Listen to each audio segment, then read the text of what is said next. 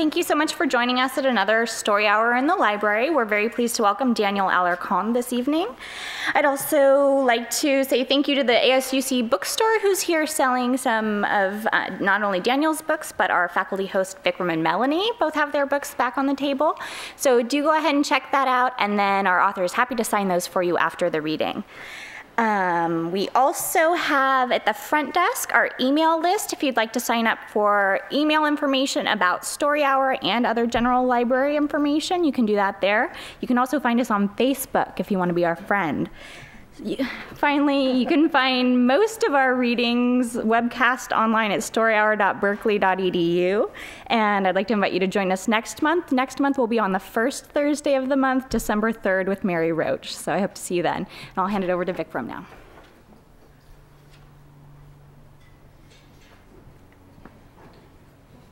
Hi, I'm Vikram Chandra. Welcome. It is my pleasure today to introduce Daniel Alarcón, who is the editor of the award-winning Peruvian journal Etiqueta, Negra, and is currently a visiting scholar at the Center for Latin American Studies at UC Berkeley, and he lives nearby in Oakland. Daniel was born in Lima, but grew up in Birmingham, Alabama. After finishing an undergraduate degree at Columbia University, he received an MFA from the Iowa Writers Workshop.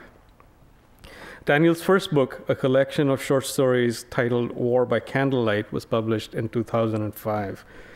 And I should say to universal acclaim. These stories move easily from Manhattan to the war-scarred countryside and cities of Peru. The characters in them are dizzied by the currents of globalization and scarred by violence and inured to it. In a story called Flood, one character asks another to tell a joke. The other replies, "Listen, two soldiers downtown, almost midnight, a few minutes before curfew, and they see a man hurrying home. The first soldier checks his watch. He's got 5 minutes, he says. The second soldier raises his gun and shoots the man dead. Why do you shoot him? The first soldier says. He has 5 minutes. He lives on my street, the other one says. He won't make it in time." A grim joke and a revealing one. The stories in War by Candlelight unflinchingly witness the ravages of nature and poverty, of violence and its aftermath, and celebrate the courage of the survivors. Publishers Weekly wrote, "Alarcón's voice is fierce and assured." This voice found a new fullness in Daniel's next book, the novel Lost City Radio. This story is set in an unnamed South American city in an unnamed country, but both city and landscape are brought alive in such vivid, specific detail that they feel as real as the room that we're sitting in right now. There has been a civil war in this country between the usual nation-state government versus insurgents, but the war is over and those now in control want to forget that it ever happened. Villages have been stripped of their names and are now referred to only by numbers. But the people of this country cannot forget, because their lost ones are still with them. Thousands of people have been disappeared, and thousands more have vanished into the migrations caused by the Troubles. The protagonist of Lost City Radio, Norma, is a national radio star. Every week on the radio, she reads the names of those who have gone missing in the hope that someone will come forward with information. Perhaps a family will find a son or daughter, or at least an explanation. The entire country listens, especially the poor and the ones who live out in the villages in the jungles. Norma's husband is one of the missing, and so she's also one of those left with a void in her life. At one point in the book, she thinks, people disappear, they vanish, and with them the history, so that new myths replace the old. The war never happened at all. It was just a dream. But then, years later, a tiny echo of those missing. Do you ignore it? The extraordinary achievement of this book is that it refuses to let us ignore these echoes. It brings to life the profound and lasting effects of war, the transformations that violence visits on communities, and the wounds that human beings carry forever. What I especially liked about it, that there are no good guys and bad guys here, and that nobody escapes the desolation that war leaves behind. In 2007, Lost City Radio was included in lists of best books of the year by the Washington Post, the LA Times, and many others. Daniel's won many other awards, honors, and fellowships, but I don't want to take up too much time listing them. So with no further ado, Daniel Alarcón.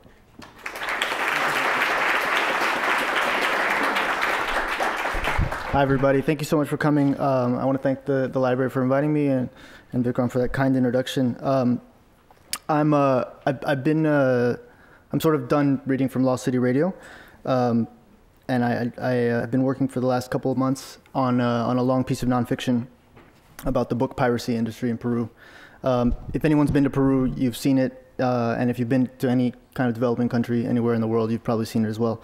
I'm going to read and then do a slideshow and then pass around pirated copies of my own book, which I purchased on the streets of Lima. And then I really want to sort of have a discussion because I spent 2 months investigating this and then another month and a half writing it. So there's really more information than I could possibly fit in any piece that anyone would care to publish. And I actually found it a lot more fascinating than I thought I would find it. So this is from a piece called Life Among the Pirates. In March of this year, Rodrigo Rosales, the director of the Peruvian offices of the international publisher Planeta, got an urgent call from Madrid. Paulo Coelho's people were upset. It seems the Brazilian writer's latest novel, O Vencedor Está, published in English as The Winner Stands Alone, had been seen on the streets of Lima in an unauthorized edition. Rosales was taken aback. Coelho is a steady bestseller in Peru and everywhere, and any new title by him is certain to be pirated almost immediately upon publication. But this one wasn't scheduled to be released until July. In fact, it hadn't even officially been translated into Spanish. Though piracy exists all over Latin America and the developing world, any editor with international experience in the region will tell you that Peru's problem is both unique and profound. According to the International Intellectual Property Alliance, the local publishing industry loses more money to piracy than any other South American country, with the exception of Brazil, whose economy is more than 8 times the size of Peru's. A 2005 report commissioned by the Cámara Peruana del Libro, the CPL, a national consortium of publishing houses, distributors, and booksellers, came to an even more alarming conclusion. Pirates were employing more people than formal publishers and booksellers, and their combined economic impact was estimated to be $52 million, or roughly equivalent to 100% of the legal industry's total earnings. The pirates operate in plain sight. Vendors ply the streets of the capital, carrying heavy stacks of books as they drift through stopped traffic, or spreading a torn piece of blue plastic tarp on a sidewalk, laying their wares out hopefully for all to see. You can find them in front of high schools, institutes, and government buildings, or wandering the aisles of the markets where most limeños do their shopping. One Saturday I came across a man selling pirated law texts, cloth-bound, official-looking copies so well made I had a hard time believing they were fake, who told me that on weekdays he rented a stand at a local university inside the law school, where presumably Peru's future lawyers are taught about copyright law, intellectual property, and other fantastical and irrelevant concepts. On summer weekends, these salesmen work the beaches south of the city or congregate at the toll booths on the way out of town. On the margins of this business are the thieves, bands of skilled shoplifters who specialize in stealing books, trolling all the major fairs, hitting all the official bookstores, and supplying a vibrant resale market with their so-called libros de bajada. Then there are the pirates themselves, the informal book manufacturers whose overworked antique presses are hidden in nondescript houses and slums all over the city. The larger of these operations can crank out some 40,000 volumes a week. And because of their superior distribution, the pirates can sell 3 times as many copies of a book as an authorized publisher can. For a bestseller like Coelho, the figure could be even higher. It didn't take Rosales long to confirm the story. He went out to look for Coelho's unpublished book and found it at the first major intersection. Something had to be done. Peruvian book pirates are among the world's quickest and most entrepreneurial, some would say most treacherous, a reality Coelho and his handlers were well aware of. At the start of this decade, the pirates had nearly killed the Peruvian publishing industry. Its survival and subsequent resurgence is seen by many as something of a miracle. Counterfeit books printed in Lima have been known to show up in Quito, Ecuador, in La Paz, Bolivia, in the towns of northern Chile as far east as Buenos Aires, Argentina. This same Coelho edition, if it were to be imported, could conceivably nullify the sizable investment Rosales' house had made to publish the novel in the Spanish-speaking world. Coelho's people demanded action. And so began the latest skirmish in the on-again, off-again battle against Peruvian book piracy. The CPL registered a formal complaint, an investigation began, and a few months later, on June 23rd, after failing to find the presses where Coelho's book was being printed, the CPL helped organize a police raid on the points of sale instead. The chosen site was the Consorcio Grau, a market on the busy avenue in central Lima, notorious for its counterfeit merchandise. The operation seized 1 million soles, $330,000 US, worth of pirated books, some 90,000 volumes in all. All the major networks covered the story, though few noted the fact that within 24 hours the stands were open again and fully restocked. Perhaps this wasn't news. Book pirates, like drug traffickers, always assume that a certain percentage of their merchandise will not make it to market. These losses are budgeted for, part of the accepted cost of doing business. But there was still one more surprise. In July, when Planeta finally published the official version of Coelho's novel in Peru, Rosales decided to compare the two texts. He went line by line, page by page, and discovered that the translations were essentially the same.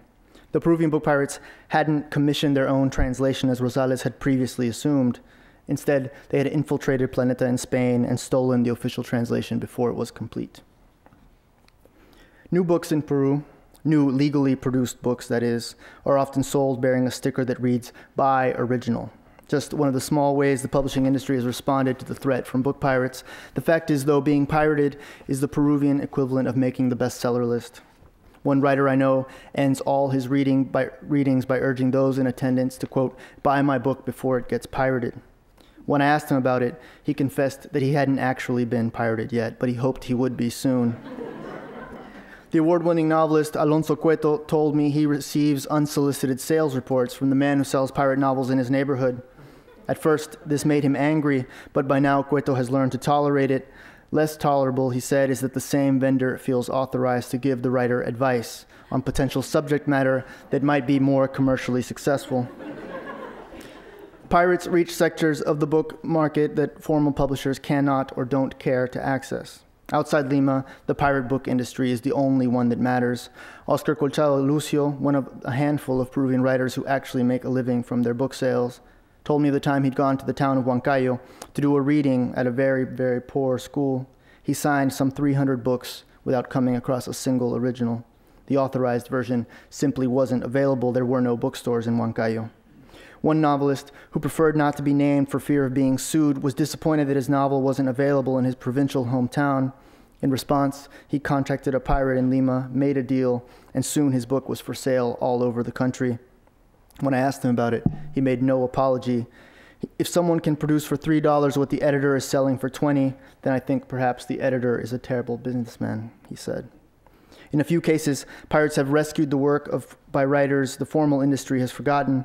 A friend told me the story of Luis Hernandez, a little-known avant-garde poet with a cult following among university students. Photocopied versions of his out-of-print collections have been passed around for years, but no publisher had bothered to reissue the work until a vendor from downtown Lima recognized the need, partnered with a press, and came out with his own unauthorized edition. I remember writing to lunch in 2007, around the time my first novel was published, with Tittinger, a friend of mine who also had a new book in stores. We worked at the same magazine, and Hubert, the owner, our boss, had offered to take us out to celebrate. Along the way, we came to the traffic light at an intersection that doubled as a marketplace, where vendors sold fruit and dry erase boards and newspapers and inflatable children's toys. It's a scene repeated on hundreds, perhaps thousands of street corners in the Peruvian capital, an image familiar to anyone who has lived or traveled in Latin America or anywhere in the developing world. There were booksellers too, naturally, and Hubert called one over. The salesman was heavy-set and awkward, moving clumsily between the cars, and carried his books before him like a shield, the covers facing outward. Self-help titles, mostly. It was the season of the Peruvian edition of Who Moved My Cheese, I recall. Books about local scandals, and worldwide bestsellers like El Código da Vinci. "Anything by Alarcón or Tittinger?" Hubert asked. The man frowned. "Who?" And that was all. Hubert rolled up his window. "You're both failures," he said, turning to us. My first collection has, to my knowledge, never been pirated, which is something of a disappointment. The day of our lunch with Hubert, my novel had just gone on sale and was retailing for about 50 soles, the equivalent of $18 US. This is nearly the same price it might fetch in an American bookstore, with one crucial difference. In Peru, that figure represents about 20% of the average worker's weekly income. I was frankly embarrassed by the price. How could I, in good conscience, expect my friends and family to pay that much for a book? Except for the small, middle, and upper classes, who has that kind of disposable income? A few weeks later, I was doing a reading at the library of one of Lima's prisons. I brought a copy of my novel along to donate to the collection, but to my surprise, the inmates already had one. They were rather embarrassed about it, but eventually they agreed to show it to me. The cover looked a lot like the original, except that the title had been rendered in incongruously playful red bubble letters with white trim. It was printed on cheap white office paper, and the photocopying wasn't particularly well done. Every few pages, a stray hair floated over the text, and some pages had been copied at an angle so that my sentences slid toward the outside margin at a melancholy slant. One of the inmates explained that he had received my book as a gift from the outside. He claimed he hadn't known it was pirated. I nodded as if I believed him. "Could you sign it?" the prison librarian asked me, and I did, of course, leaving the prison that day feeling as if I'd accomplished something. If there is a certain allure to book piracy, it is only because we imbue this business with the same qualities we project onto the book itself. We focus on what is being manufactured and sold as opposed to the fundamentally illicit nature of the enterprise. There are many reasons for this, of course. As a cultural artifact, the book has undeniable power, and the idea of a poor, developing country with a robust, informal publishing industry is, on some level, romantic. The pirate as cultural entrepreneur, a Robin Hood figure, stealing from elitist multinational publishers and taking books to the people. The myth is seductive and repeated often. Book piracy in Peru, the story goes, responds to a hunger for knowledge in a country that throughout its history has been violently divided between a literate upper class and the poor, unlettered masses. Literacy grew dramatically through the last century. Nearly 60% of Peruvians were illiterate in 1940, compared with only 7% in 2007. And along with this progress came a desire for books and all they represent. Still, millions of rural Peruvians are monolingual speakers of indigenous languages and remain politically and economically marginalized as a result. In a country divided by race, ethnicity, and language, acquiring fluency and literacy in Spanish has often been seen as an important first step towards socioeconomic advancement. Original books remain a prohibitively expensive luxury item, out of reach for most of the population. There are vast swaths of the country with no formal bookstores. Iquitos, the largest city in the Peruvian Amazon with nearly 400,000 residents, has only 2, and had none as recently as 2007. Trujillo, the country's third largest city, has only 1. School libraries, if they exist at all, are usually nothing more than a few dozen moldering titles of little literary or historical value. More often than not, the only significant collections are housed at private universities, where neither students nor faculty are permitted to roam the stacks, where checkout privileges are limited to 24 hours, that is, just long enough to photocopy or pirate a book and return it. Nor is this bleak situation confined to the rural areas or the provinces. An estimated 85 to 90% of books are sold in the Lima metropolitan area, but for a city of nearly 9 million, there are relatively few formal bookstores, the majority concentrated in the upper middle class districts of San Isidro or Miraflores. North Lima, for example, comprising 8 districts of the Peruvian capital, home to roughly 2 million inhabitants and half the city's middle class, has none. The wealthiest of these 8 districts, Los Olivos, has a municipal library boasting a rather meager assortment of only 1,500 donated volumes, including, naturally, a few counterfeit editions. For some 30 years, the National Library of Peru had no acquisitions budget and also had to rely on donations to build its collection. Given this context, is it any wonder books are pirated? You can lament the informality of it, you can call it stealing, you can bemoan the losses incurred by the publishing industry, but if you love to read, it's difficult to deny the hopeful logic. If someone is selling books, someone must be buying them. And if someone's buying them, someone must be reading them. And reading, especially in a country as poor as Peru, isn't that a good thing? So I'm gonna pause there. What I did, I ended up speaking with a guy named Germán Coronado, who is a publisher of a publishing house called Pesa. Pesa is one of the last independent publishing houses in Peru. And Coronado is an interesting character because he's sort of the guy who went after the pirates in the 90s. And he has an interesting thesis. This is a guy who should be pretty rich. He was the publisher of Alfredo Bryce Echenique and Mario Vargas Llosa, Peru's 2 best-selling novelists. He's not rich at all. He looks like got hit by a truck, you know, kind of has this deathly pale pallor to him. I mean, I did catch him like right before the book fair, so he was a little crazed. But so generally he blames Fujimori, and his thesis is this, that you know, throughout the total chaos of the 1980s, there was the informal economy just took off, because the regular economy just simply wasn't functioning. So everything became informal. And then in the 90s, when Fujimori comes and opens up the economy again, there's all these presses imported. And those presses, Fujimori was using them to control the newspapers, specifically the cheap periódicos chicha, which is like the cheap kind of broadsheet, the yellow journalism, real crappy stuff, that they were literally dictating and controlling this press. So according to Coronado, these same presses were used to print up counterfeit books. But specifically, there was also an issue of a vendetta against Mario Vargas Llosa, who after '92 basically stood up and became Fujimori's main political rival, like the one person with international cachet who could say Fujimori's a dictator. And Vargas Llosa, to his credit, did do this and paid a heavy price for it. So, for example, by 2000, when Mario Vargas Llosa's novel *The Feast of the Goat* was published, with like a hologram and everything, so that it could not be copied, and it appeared the same day on the streets with the same hologram, and there was eventually 7 different unauthorized versions of this novel.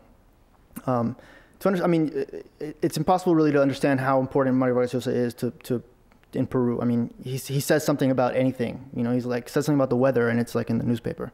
He's a very, very important figure. And in the 90s, especially in the politically, after he'd run for president and lost to Fujimori, he was the one person who was sort of had this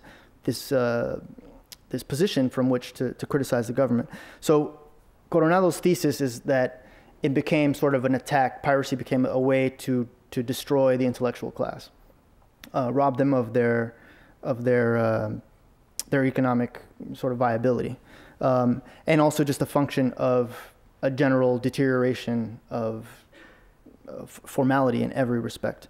And so I was talking to him, and I sort of brought up the idea of this kind of romantic notion of pirated books, being for the masses and sort of like bringing the price down so people can reach them.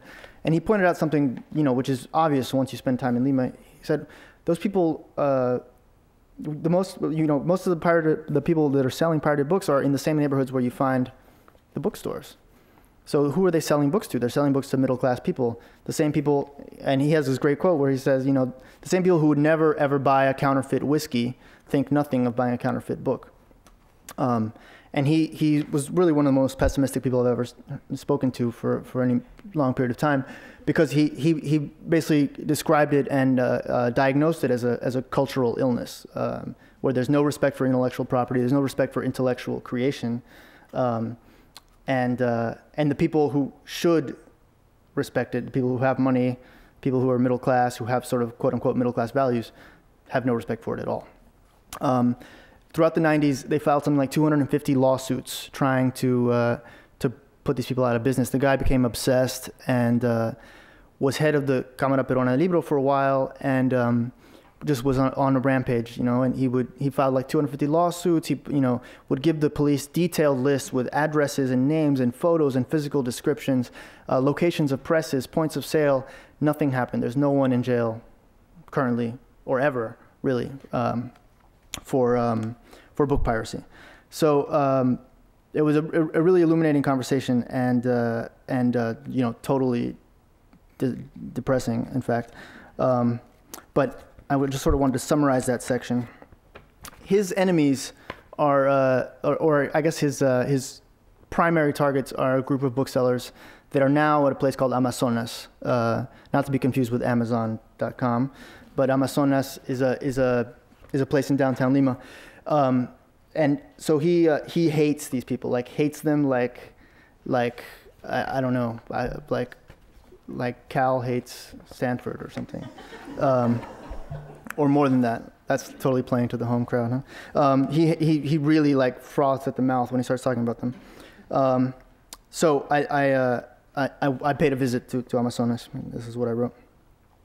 The book market, commonly known as Amazonas, is a few blocks east of Abancay, one of the main avenues that leads to Lima's old city center. It sits on a sliver of land on the southern bank of the Rimac, a murky, polluted river that neatly divides the capital into north and south.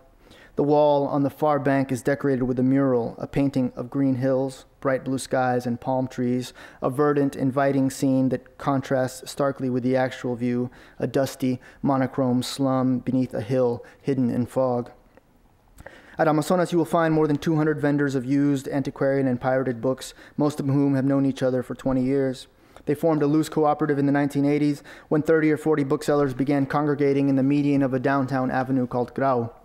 They sold secondhand books, were inoffensive, and not particularly prosperous. In those days, the old center of Lima had been overrun by informal commerce, an unsightly byproduct of the social disarray and economic turmoil. The stately colonial-era buildings, once the pride of patrician Lima, had been taken over by merchants and transformed into dense black market labyrinths. Trade spilled outdoors, over the sidewalks, and into the streets. In some areas, 6 lanes of traffic had been reduced to 1 in each direction, the rest given over to the informal economy. These vendors are known as ambulantes, which literally means wandering or itinerant, but they had become a permanent part of the urban landscape. When they were finally moved from the major avenues, it was discovered that some carts had been there so long their owners had affixed them with metal plates and screws to the very sidewalk. In the case of the Grau booksellers, the long-term urban plan of the city included an expansion of the avenue, which 11 years later is only now underway. And finally, in 1998, then Mayor Alberto Andrade convinced the booksellers to relocate to an empty lot along the Jirón Amazonas. They were joined by 150 or so book vendors scattered throughout downtown and formed what is now known as the Cámara Popular de Libros, which, not coincidentally, also goes by the acronym CPL, like its official rival, the Cámara. You can find almost any book or magazine at Amazonas, provided you are willing to wander its aisles and search amid the stacks of volumes spread on wobbly tables or crammed into rusty metal bookshelves. There are many original books, but counterfeits aren't hard to find. If you don't see what you want right away, just ask for the Peruvian edition or a more economical version, and most booksellers will get the hint. Alongside books, some vendors have begun selling grade school science projects, styrofoam monstrosities representing the water cycle, the greenhouse effect, or the vascular system. While you look for, say, a readable edition of Victor Hugo's Les Miserables, you might see a young woman behind a counter, hard at work on a diorama of Machu Picchu, a look of grave concentration on her face as she glues a plastic llama to a green spray-painted mountainside. These projects sell for 20 soles, less than $7 US, a price which includes a lesson on the topic, so the student can be prepared to present his or her science project in class. Some might consider this cheating, but all the students I spoke to said it was their teachers who had sent them there. Science projects are a lucrative but relatively new product at Amazonas, and a controversial one. For more than a decade, Amazonas has been synonymous with books, and some vendors told me they were concerned about diluting the brand with these school projects. To be sure, books still make up the bulk of what is sold: secondhand, stolen originals, counterfeits, along with the sorts of oddities a culture of piracy will inevitably produce. An unauthorized edition of Dostoevsky's Crime and Punishment, for example, its cover emblazoned with a drawing of a revolver, smoke rising from its barrel. Or a 100-page abridged version of a much longer Bryce Echenique novel, a few chapters excised arbitrarily to save printing cost. It was Bryce himself who told me he'd once seen a pirated edition of La Palabra del Mudo, literally the word of the mute, though it sounds much better in Spanish. This is a famous story collection by Peruvian writer Julio Ramón Ribeiro, now out of print because of a dispute with the author's estate. The pirates had made one important alteration to maximize sales. Instead of Ribeiro, they'd printed Mario Vargas Llosa's name on the cover. One morning I met with a man I'll call Jacinto in a drab, gray restaurant across the Amazonas market. We were served coffee, watered down and steamy before we'd even ordered it. Jacinto was clearly a regular. He's in his late 40s, with a wide, squarish face and graying, spiky hair. He didn't want to be seen with me at Amazonas. The other booksellers were, by nature, suspicious people, and it was best not to appear too friendly with strangers. Though it's not necessarily obvious, some of the booksellers at Amazonas are very wealthy. They might own 3 or 4 stands there, a few more scattered around central Lima, and somewhere in the city's endless outer districts, a press. It's often a family operation, and they might have a relative in the provinces who travels selling books at local fairs. They earn thousands of dollars a month and are careful to protect their investments from nosy outsiders. When Jacinto was a boy, only rich people had books. Though his father loved to read, the family never owned more than a handful of old volumes. They lived in the provinces, in a jungle town called Pucallpa, 500 miles from Lima, and buying a single new book would have required saving money for a year or more. There was no piracy in those days. Books were printed in Lima or imported, which, if you lived in the jungle, amounted to the same thing. Jacinto had inherited his father's love of reading and was a good enough student to be able to study sociology at Federico Villarreal, a public university in Lima. It was the 1980s, and he got caught up in the radical politics of the time. He didn't tell me much in the way of details, but then he didn't have to. It's a common enough tale for a man his age in Peru. In the 1980s, Jacinto left the country for a while. He had to leave, I gathered, crossed into the U.S. illegally and spent a few years pumping gas in the Bronx, painting houses in Jersey. He returned to Peru in the early 1990s, but 2 years later, after Fujimori's coup, he had no choice but to flee again. He spent some time in Los Angeles, a place about which he had remarkably little to say. He made friends with Mexicans. He rode the bus a lot. It was not a very happy time. In 2000, he came back to Peru for good and took over his uncle's stand at Amazonas. Working with books was a dream, Jacinto said. He had fond memories of shopping for secondhand books in his student days before Amazonas, when the business was still concentrated on the median of Grau, and now he was the one doing the selling. After all he'd been through, he considered himself lucky. Being a reader made him something of a rarity among booksellers at Amazonas. To most, it was just a way to make money, whereas to Jacinto, books meant something. Homer, Magellan, Marx, these men had changed his life with their writings. There were only a few vendors who really knew anything about what they sold. Jacinto could count them on his fingers. He said the rest were poor, barely literate men and women who'd come from the provinces fleeing the violence. They could be selling books or anything. Books had no special value to them, which is why piracy came so naturally. Jacinto claimed he'd never participated in piracy. It was excessive courtesy that kept me from pressing him on it, or perhaps his statement was so transparently untrue there was no need. By his own admission, he'd done well, earned a decent living, even managed to buy an apartment and a car. Things had changed since the days of Grau, when people sold dusty old books and struggled to get by. He agreed with Coronado's thesis. The Fujimori years had been the golden age, everyone knew it, but there were still people making money. Jacinto cultivated high-end clientele. He sold books to well-known critics, to academics and intellectuals, his steady customers, and enjoyed the conversations he sometimes had with these people. But it was a sordid world, and there were snakes all around him. He told me of being robbed in the streets around Amazonas and having to pay petty ransoms to get his merchandise back from the stick-up kids. They were always disappointed when the bags they stole happened to be filled with books. They were high all the time and couldn't read anyway. Even if you explained that there was money to be made, they'd never believe it. And the pirates, I asked? If anyone seemed to have figured out this basic truth, it was the counterfeiters. Jacinto nodded. Do you watch gangster movies, he said. Have you seen Carlito's Way? Sure, I said. That's what the pirates have understood. I asked him to explain. Jacinto's hometown, Pucallpa, is where Peru's first generation of successful and notorious drug traffickers came of age. He claimed to have known some of these men, to have watched them and their businesses grow. He learned a few things that applied to his own line of work, most significantly this: illicit enterprises don't get big without the cooperation of the authorities. That's how it had happened with the future drug dealers, the men of Jacinto's generation who made their fortunes in the cocaine boom of the 1980s. According to Jacinto, the pirates had first come to dominate Amazonas, then all of Lima, because they ran their businesses according to the same ruthless codes that any criminal organization might employ. They protected their territory and competed viciously with one another to get their products out as quickly as possible at the lowest price. They paid cops to look the other way. They bought off judges. In the days after a raid, police officers would show up at Amazonas selling seized books on the low. Jacinto had seen it himself. Books are wonderful. Books are beautiful, he said. It was a privilege to come to work every day and be surrounded by the written word.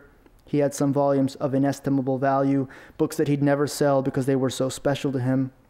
But he wanted me to be clear about one thing. In the underworld of booksellers, it was business first. If one illegal press were brought down, two would take its place, and as long as there was money to be made, the pirates would never disappear. I'm going to pause there, and I want to sort of run through this slideshow. What time is it? 20. Yeah, no, we can have discussion as I run through these. So I work for this magazine, Etiqueta Negra, and our staff photographer, Claudia Alva, we sent her out to take some photos. So these are just a few of them. I do want to point out, when these pictures were taken, the book on the bottom, this book right here, had come out like 2 days before these photos were taken. So there's some titles here you can recognize. The Dan Brown book. That yellow one is Who Moved My Cheese, which apparently still is in style. Rich Dad, Poor Dad, which I've seen in the United States. A bunch of American books, and also this really funny book called Mierda, llegué a los 50, which means shit, I made it to 50. This is the same guy. He took his hat off for this second shot. This is outside at the pedestrian overpass in front of the National University of Engineering. You can see a little bit of the thing that's crazy about it. I mean, books appear so quickly, and some of these books are poor translations of kind of throwaway books anyway. But occasionally you'll come across books. I mean, it's all over downtown Lima. So that in that one way, what Coronado said isn't exactly true, because you can, they are selling a lot in downtown Lima, which isn't exactly the most posh part of town. But occasionally I'll come across books by friends of mine, books that I know they like nearly died trying to finish, like, really intense novels, and they're selling for like $3. This is the entrance to the place that's commonly known as Amazonas. It says there, the paradise of books, el paraíso de los libros. I just thought it was so funny that the name they picked was basically a pirated version of the official Peruvian chamber of books, the Cámara Peruana de Libros. They totally just copied it. Here's a bookseller reading the paper. I had this funny situation happen where I went, of course, I went to Grau to go look for my book. And just wanted to sort of see what impunity looks like, basically. Because this place had been raided in the middle of the night, this like commando mission with like lots of cops and everything. And I went, and everything was totally back to normal. They were just delivering books the whole time I was there. And I had this funny situation where I saw my book, and I should pass these around. Here. So the one with the blue sticker is the original. The one that looks crappy is the pirated version. And here, I can pass these. The one with the blue is pirated. Or maybe just try to figure it out. It shouldn't be that hard. The one in plastic is real. What was I saying? What did I say? Oh, yeah. So I saw my book, the one with the blue title, and I pulled it down and I was looking at it. And I just was like, oh man, this is crazy. And I put it back, and the woman there was smoking a cigarette, and she just totally snapped at me. She's like, that's not where it was. It's like, I wrote this. What are you telling me? It was really, really funny. So there's something that when the book fair happens in Peru at the end of July, and when that happens, it's something that I think would be hard to imagine here, but it's a major cultural event. So for weeks before and after, tons of press, interviews with writers everywhere, photos of writers, and the book fair itself is a really democratic affair. It's held over the national holidays. So a lot of the rich people from Lima leave, and it's very cheap to get in. So the people that go are students and working class people, and people who will buy one book a year, but they'll buy it there, and they'll just go every day and just sit through anything. And it's really people will just. One time I was in the bathroom at the urinal, and this kid tapped me on the shoulder and was like, "Hey, will you read my novel?" There's no distance between writers and public. None at all, which is kind of awesome, but also just kind of crazy. Books are very, very, very respected. But so it also happens that I was writing this piece and investigating this piece right during the book fair, and so I went to go ask for my book, and I was like, hey, do you have anything by that new book by Alarcón? And this guy was doing a crossword puzzle, and my photo was on the back of the newspaper. And he's like, aren't you Alarcón? And I was like, yeah.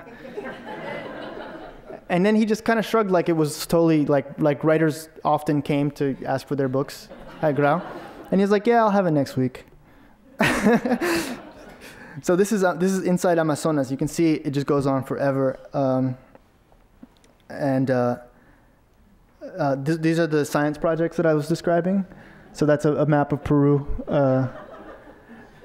And I actually heard a guy, he was selling his project with his crazy like water table business. He was like, I'm selling this for 25, and he's giving the speech to a mother, a father, and their son. And he says, I know you can get the same thing down there for 20, but I was a public school teacher for 20 years.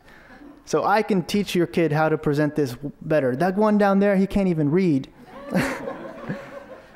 So Amanecer, this black book right there, I feel like that's one of those vampire books that sells a lot. Let's see. So they Isabel Allende here, a bunch of the vampire novels. Alonso Cueto's novel there, the writer I mentioned. John Grisham, yeah. And that's that Petro Alios book again. That's some book on Bill Clinton. And these are the Paulo Coelho books that supposedly they were raiding and trying to get rid of. Impossible to get rid of. And this is another one says by original. And this is the beginning.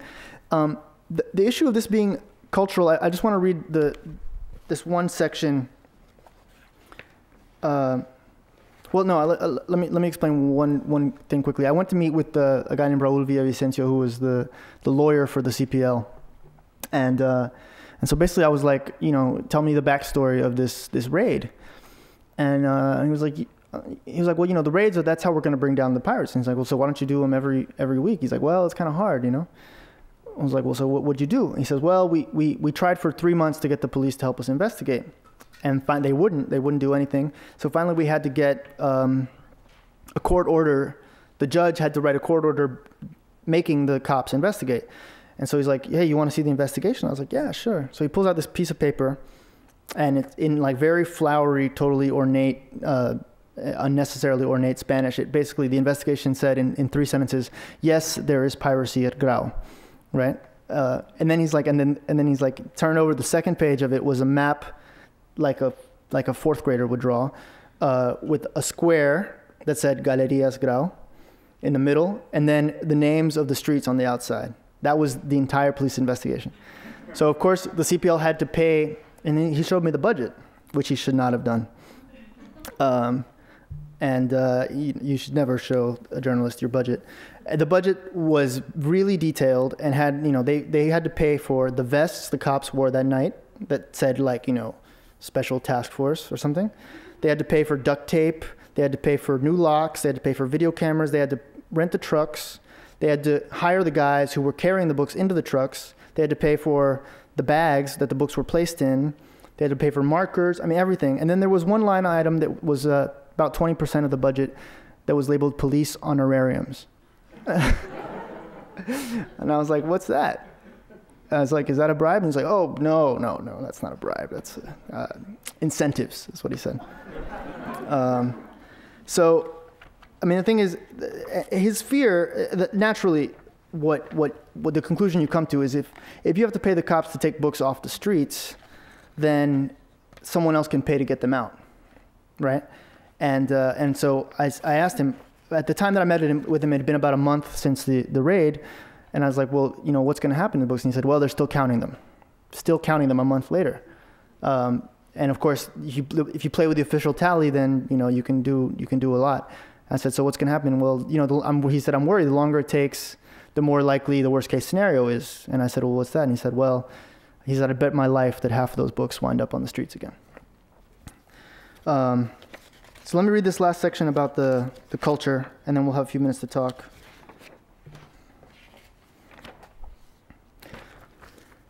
I've seen limeños grind a coin between their molars. I've seen them crumple a paper bill, scratch it, smell it, hold it up to the light. These are all idiosyncratic methods of distinguishing real money from fake. Perhaps there are others. And when we discover we've been had, most of us frown, feel a tinge of anger, then mix it in with our real money to pass off on someone else. In Peru's more remote provinces where the presence of the state is weak, No one knows for certain what legal tender is supposed to look like, or perhaps they don't care. I've been handed coins that resemble rusty bottle caps flattened beneath the heel of a boot, and never had much trouble getting rid of them. We live immersed in a world of counterfeits. What's worse, we've come to accept it. This is the essence of what is known as la cultura bamba. Every limeño knows about Azángaro, that narrow downtown side street just behind the Palace of Justice, smelling powerfully of ink, where you can get a Harvard diploma, a business license, a European visa, or a national ID card printed up within minutes. How do you get there? Jump in one of Lima's 210,000 taxis, nearly 70% of which operate without the necessary legal paperwork. Or maybe board a fake bus operating well-established routes in vehicles painted to look just like their authorized competitors. But along the way, be careful to avoid the real or staged construction sites. In May, I was teaching a class in North Lima, and every Saturday would come across the same half-block patch of broken road where two men in hard hats and orange vests, carrying buckets and sledgehammers, stopped traffic and asked for money. Fake city workers asking for funds to repair a road they'd most likely destroyed themselves. My taxi driver was unimpressed. In South Lima, he assured me, you could find roadblocks too, only there, no one pretended to be working, and if you didn't give them a coin, they just broke your windows. When I was young, growing up in the United States, my family's periodic trips back to Peru usually included a suitcase filled with Reeboks and Levi's for my cousins. In a closed economy, decimated by war, the real thing was a rare prize. These were the early days of Peruvian piracy, when you might come across a pair of Mike sneakers or queso wristwatch. The quality was laughable, and there was an innocence to it that was almost moving. Counterfeiters toyed with logos but always gave themselves away. They were, after all, copying consumer products they'd most likely never seen. It is very different now. Counterfeiters are among Peru's most talented professionals, and their economic impact is real. With each passing year, the technology improves and copies get closer to the original until the two are essentially indistinguishable. In the age of PDFs, photocopying an entire book is no longer necessary, though producing a readable volume that won't break the first time you bend the spine still requires some experience, skill, and most importantly, expensive machinery.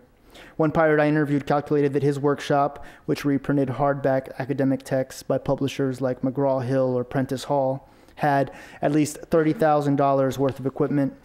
He complained to me that the newer pirates, less committed to quality, were forcing him to cut costs.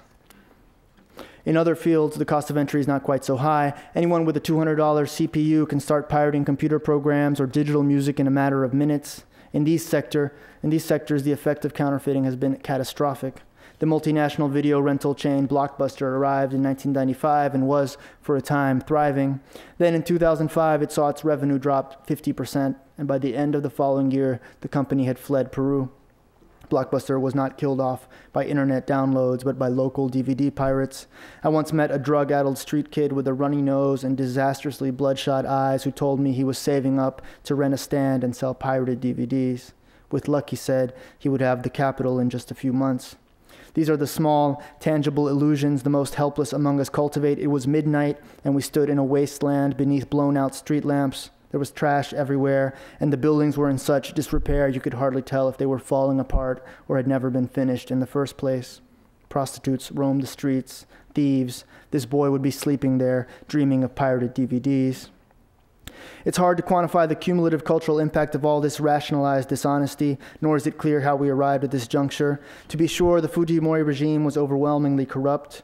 One after another, journalists, judges, editors, businessmen, ministers, and opposition politicians were caught on video accepting bribes. It was a veritable parade of power brokers on the take, smug, cynical men stuffing their pockets with stacks of bills, joking aloud they couldn't carry it all. Perhaps, as Coronado argues, it's no coincidence that piracy exploded in those years, but it would be unfair to blame it all on Fujimori.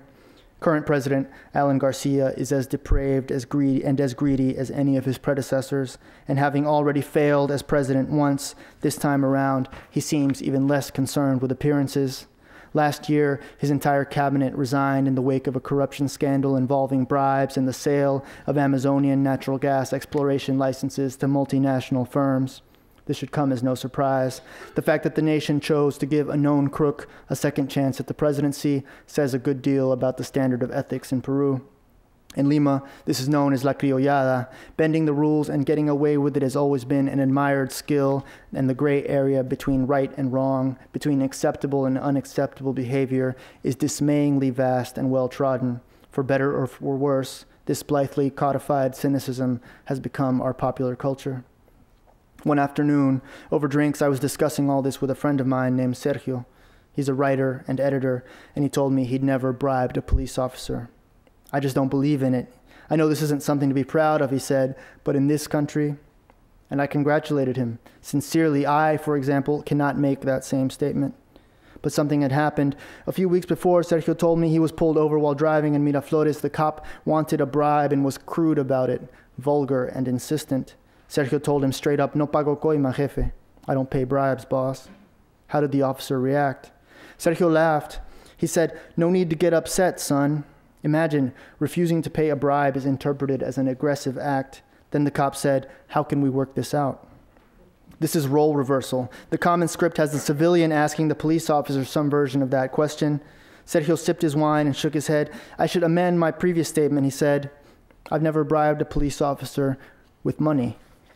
It turns out my friend was in a hurry. He had his principles, but this was taking too long. "So what did you do?" I asked. Sergio was embarrassed. I gave him a copy of my book. I had one in my trunk. He didn't believe it was me until I showed him the author photo. He was impressed. I even signed it for him, but he only agreed to take it after I convinced him it wasn't counterfeit. It got dark around us. We kept talking, finished the bottle of wine, and then another, trying to decide if this anecdote was depressing or hopeful. So thank you. I'll take some questions now.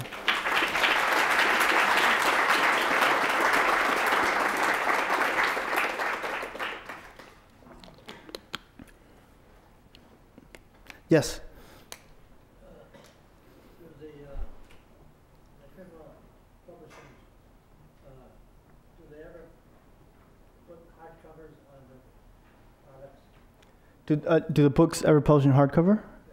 Hardcover is not used much in Latin America, honestly. Very rarely. Interestingly enough, those textbooks, the textbooks are pirated all the time, and those are printed up in hardcover. But most books that you see, new books, my books are never in hardcover. In Spain, there's a little bit more, but really everything's paperback in Peru. I think most everywhere in Latin America, I'm not sure, but. Any questions? Yes? You mentioned similarities to the illegal drug trade. Does this have the same sort of scary criminal overlay? Is there like a mob boss who's running this, or well, is it really kind of little family businesses? They are little family businesses. There's not necessarily a violent aspect to it. That I asked, has anyone ever, been like a brawl between people trying to control a certain corner? From my understanding, how it functions is, someone controls the territory where you sell, and then the presses sort of make connections with the people who distribute them. And sometimes they'll have safe houses, if you would call them that, where they actually store the stuff near the points of sale. So that if you watch a pirated a vendor, at a certain corner, at a certain, at lunch break, he'll go to a certain house and come back with new books, To my knowledge, there's not like the violent aspect of like people shooting each other over this stuff. But there is the corruption aspect of buying off cops and buying off judges, paying people to look the other way, paying to get books out, and also, people using aliases and sort of having no fixed address and, like unarrestable people. All that stuff is sort of true. Yeah, in the back. What's the literacy rate like in Peru as compared to the United States? Officially, the literacy rate is 93%, and there's a sort of national program to make it 100%. Like by those programs are like by 2010 everyone will know how to read. But what they do is they go to a town and they do like a capacitación, a teaching. It'll take like 4 days, and then they're like, okay, these people know how to read, and then just check them off the list. So there's really no. There's millions of people in Peru who can't read. There's also a language divide. There's a portion of the population that is monolingual, Quechua or Aymara or Ashanika or whatever. And it's really hard to measure literacy for those people.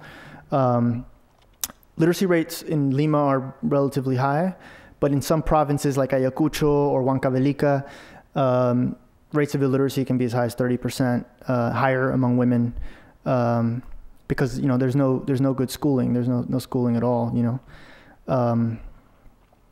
I think a more apt comparison would be with other Andean countries, and there we're pretty much on par with, maybe a little bit better than Bolivia, about the same as Ecuador, less than Chile. So kind of middle of the road. Yeah, here. So all the facts you mentioned in the book are evident for Peruvian, because we see it every day. We have polvo pasado, polvo azules, Yeah. China, and everything. Yeah. What's the purpose of writing a book showing something that we already know exists? That's a good question. I think it exists, and everyone knows it exists. And of course, you could write the same piece about DVDs, about clothes, about everything. In particular, I think what makes books interesting is that no one is against books. Everyone has a romantic notion of what books are and what books are supposed to be, and they have kind of hold this special place in not just Peruvian culture, but in any culture, sort of the romantic idea of what the books represent.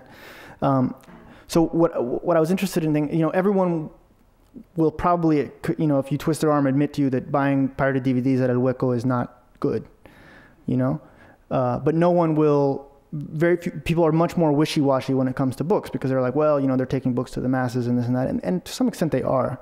So it just becomes a more complicated issue. I mean, the reason why I wanted to write this piece was because that makes it complicated, because you're not talking about just the informal economy and the transition from from informal to formal economies, which is sort of the one of the, from my point of view, one of the main transitions that's happening in Peru and all over the developing world today. But with this particular cultural item, which has so much weight, and so much symbolic weight. So that was what I was interested in. Yeah, I don't know if that. I mean, it's probably true that for a Peruvian, there might not be much here that they don't know. Having said that, no one's written a piece this long on it. That I've ever read in Peru or anywhere. Mostly because journalists don't have the time, and I had the luxury of time, and someone paying me to do it. So if someone's going to pay me to do it, I'm definitely gonna do it.